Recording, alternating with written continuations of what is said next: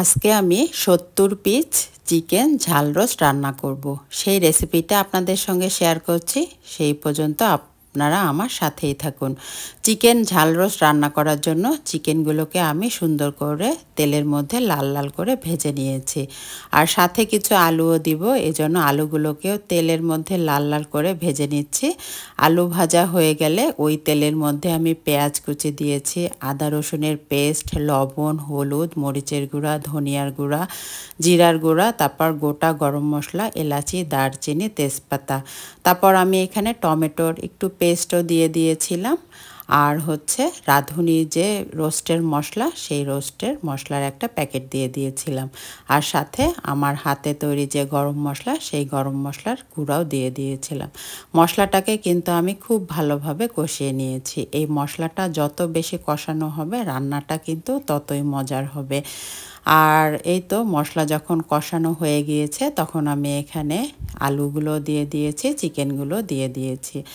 এই তো আলু আর চিকেন দেওয়ার পরে দেখছি যে নাড়াচাড়া করতে একটু অসুবিধা, এজন্য কড়াইটাকে পাল্টিয়ে আমি একটা বড় হাঁড়ির মধ্যে রান্না করেছি।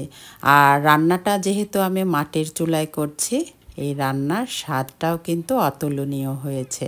আর মাটির চুলার রান্না কিন্তু খেতে খুব বেশি ভালো লাগে।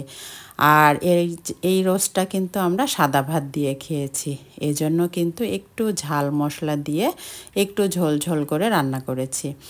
আর আমার পরিবারের সবাই কিন্তু এই ঝাল রোস্টটা খেতে খুব বেশি পছন্দ করে, তাই আমি কিন্তু প্রায়ই ঝাল রোস্টটা রান্না করি। এই যে আমার রান্নাও প্রায় শেষ। নামানোর আগে কতগুলো কাঁচামরিচ আর একটু জিরার গুঁড়া আর গরম মশলার গুঁড়া দিয়ে আমি কিন্তু মুরগিটাকে নামিয়ে ফেলেছি।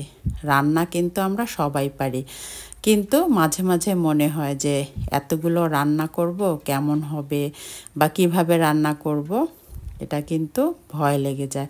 কিন্তু রান্না করতে করতে এমন একটা সময় এসে যায় যে রান্নাটা তখন মনে হয় সহজ হয়ে যায়।